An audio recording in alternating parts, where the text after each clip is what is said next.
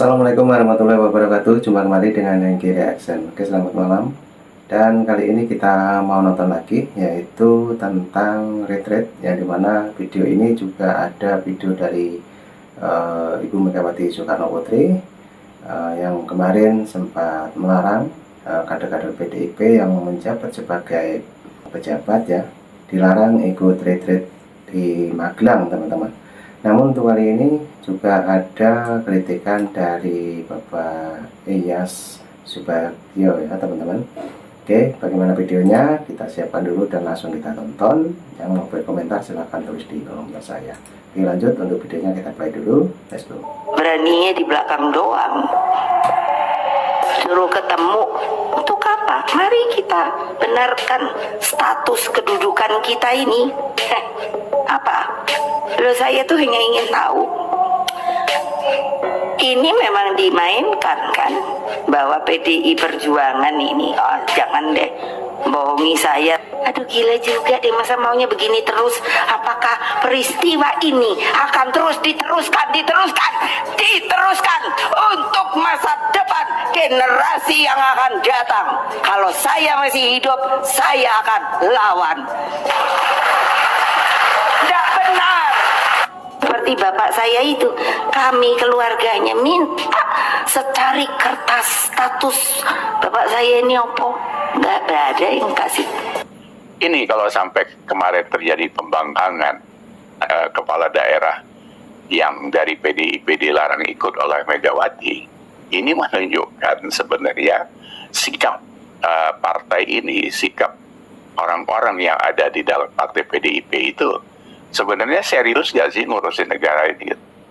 Kalau Anda tidak serius ya jangan ikut pemilu, gitu. Jangan ikut pilkada, gitu. Karena pilkada itu juga pakai uangnya negara, bukan pakai uangnya PDIP kan gitu. Nah, dari situ kita makin kuat melihat bahwa kalimat petugas partai yang selalu dilontarkan, statement itu yang selalu dilontarkan oleh Megawati itu memang nyata terbukti sekarang kalau mereka mengikuti instruksi dari ketumnya gitu. Jadi bukan ngurusin negara. Saya sudah pernah bilang sama Hasto dulu, bahwa ADART kalian mengatakan kalian petugas partai itu urusan kalian. Tapi pada saat kalian sudah terpilih menjadi aparat negara, menjadi apapun di negara ini yang notabene adalah seorang pejabat, itu kalian harus tunduk pada undang-undang. Nah, kembali lagi tentang pelarangan oleh Megawati itu. Jadi apa yang kita dengar selama ini, apa yang dihadapi Pak Jokowi selama 10 tahun itu, atau efektifnya 9 tahun, itu benar-benar. Jadi Pak Jokowi itu seperti dikatakan Romah Hurmuji waktu itu. Tahun 2014 saja sudah diintervensi dan tidak disukai oleh Megawati.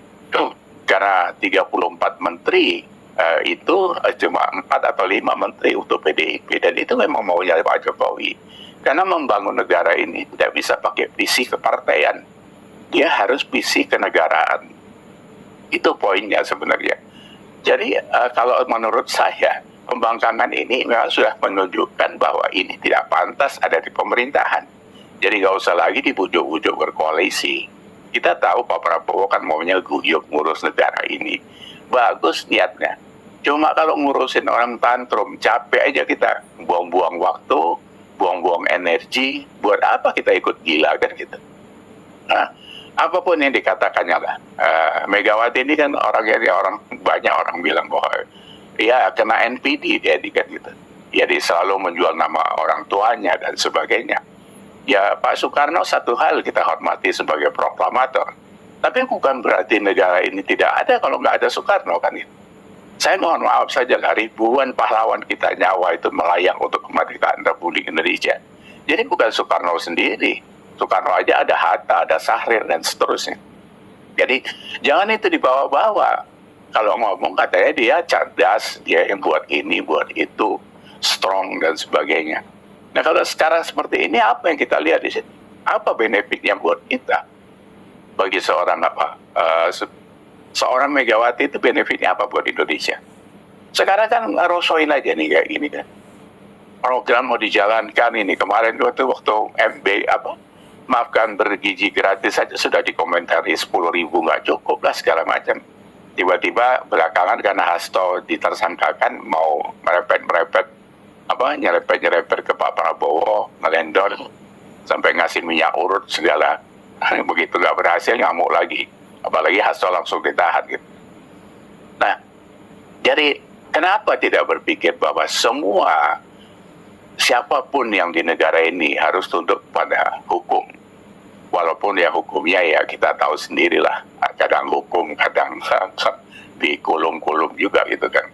Tapi kan itu harus, karena itu masih ada di dalam tatanan kenegaraan, dia harus dipatuhi. Tidak bisa seenak sendiri seperti itu. Jadi kalau Hasto, karena itu sekjennya PDIP, terus melakukan sebuah pelanggaran hukum, terus dilepaskan begitu saja. Enak kali lah kalian gitu. Terus semua maling ayam diinjak-injak gitu. Ben Sukatani aja baru nyanyi aja uber-uber gitu. Luar biasa. Jadi kita harus sadar, kita harus aware bahwa ini sebuah perbuatan pembangkangan. Jadi buat kita tidak ada toleransi, tapi kalau pemerintah masih mengelus PDIP ya silakan gitu. Tapi buat kita masyarakat di bawah ini ya kita harus menjaga jarak dengan mereka karena memang sikapnya seperti itu. Walaupun tidak semua orang PDIP seperti itu, tapi karena dia tunduk kepada titah ibunya ya kita harus waspada gitu. Karena mereka digaji oleh uang negara bukan karena uang Megawati, ya kan? Kecuali PDIP buat negara sendiri ya terserah, karena ada 17.000 pulau. Masih ada, minta aja berapa 1.000 pulau buat negara sendiri, nggak apa-apa. Kalau sekarang nggak bisa, karena nggak mungkin kabupaten itu kalian portal sendiri untuk kalian hidup sendiri di situ. 122 kepala daerah kalau tidak salah saya, karena angkanya berubah-ubah terus memang. Karena kita kan, angka-angka kita ini kan harus divalidasi lagi. Semuanya memang angka ngawur. 122 kepala daerah, itu berapa persen dari 514? Ya itu saja kita pegang. Bagaimana mengaturnya? Apakah mereka mau hidup sendiri? Ya ngomong aja buat surat. Kalau kemarin Pak Prabowo sudah benar, yang tidak ikut sekalian aja mundur. Buat surat lah mundur, gentle. Jangan maju mundur. Maju mundur itu kalian jadi undur-undur. Tapi buat kita sebenarnya sekarang ini menjadi trigger makin jelas bahwa PDIP itu mengecilkan dirinya sendiri. Karena dia dengan kelakuannya itu telah memporak-porandakan tatanan perpolitikan Indonesia. Itu clear buat saya. Jadi itu yang harus diwaspadai. Jadi kalau ada sebagian besar dari kita menginginkan PDIP tidak ada lagi di 2029, ya mungkin dari sini dimulainya, dari diri mereka sendiri, ya. Saya pikir itu cukup jelas. Jadi tidak perlu kita bersayang-sayangan sama mereka lah, karena sikapnya seperti itu. Kalau mau tunduk dengan ketua umum silakan tunduk, tapi jangan cari makan di negara ini. Ikut saja yang tagar kemarin mau pergi dulu keluar itu. Kenapa kalian nggak ikut tagar itu? Pergi dulu keluar. Atau Indonesia sudah gelap, kenapa kalian ikut berterang-terang? Ya kan? 514 kepala daerah itu kan cuma 122 yang berpikiran gelap. Ya biarkan sisanya jalan terang-terang, kenapa kalian ikut di terang-terang? Kalian jalan aja di kegelapan itu, karena memang kalian menggelapkan diri sendiri. Jadi saya pikir itu kawan-kawan kita harus selalu waspada dengan orang-orang yang mengganggu ketertiban NKRI. Jadi karena kita mau sehat negara ini. Sikap kader terbelah, 47 kepala daerah tak ikut retret. Assalamualaikum, Bu Mega. Jangan libatkan kader PDIP yang sudah terpilih sebagai kepala daerah, baik bupati, wali kota maupun gubernur di Republik Indonesia ini. Kader-kader Anda itu dan seluruh kepala daerah yang terpilih ya sudah dilantik ya dengan sumpah jabatan ya oleh Presiden Republik Indonesia Pak Prabowo ya. Jangan libatkan kader-kader Anda itu dalam kasus sekjen PDIP Anda, Pak Hasto, yang sudah ditangkap oleh KPK. Larangan Anda ini sama dengan Anda mengajari pembangkangan terhadap kepala negara yang sah. Larangan Anda ini sama dengan mengajari pelanggaran sumpah jabatan. Ya, ingat, kader-kader Anda yang sudah terpilih di suatu daerah itu bukan untuk memilih kader-kader PDIP yang ada di sana, ya, tetapi memimpin suatu wilayah, seluruh rakyat di sana untuk membawa kemajuan dan kemakmuran, ya. Semestinya Anda memberikan support, ya, dan pembekalan agar mereka bisa bekerja dengan baik, ya, dan berprestasi, tidak melakukan pelanggaran hukum dan juga tidak melakukan korupsi. Itu semestinya yang harus Anda camkan, ya, tanamkan kepada kader-kader Anda, ya, bukan melarang-larang, ya, karena mereka diundang ke Magelang itu, ya, dikasih untuk diberikan pembekalan ilmu kepemimpinan, ilmu leadership, ya, pembekalan birokrasi dan juga administrasi, pembekalan moral dan juga agama, ya. Ya, tolong ini sebagai bekal, ya, untuk terjun di masyarakat, ya, supaya tidak melakukan pelanggaran hukum, ya, khususnya korupsi. Tahu itu Bu Mega, ya, jangan sampai kebijakan yang blunder ini, ya, semakin mengecilkan nama PDI Perjuangan. Terima kasih.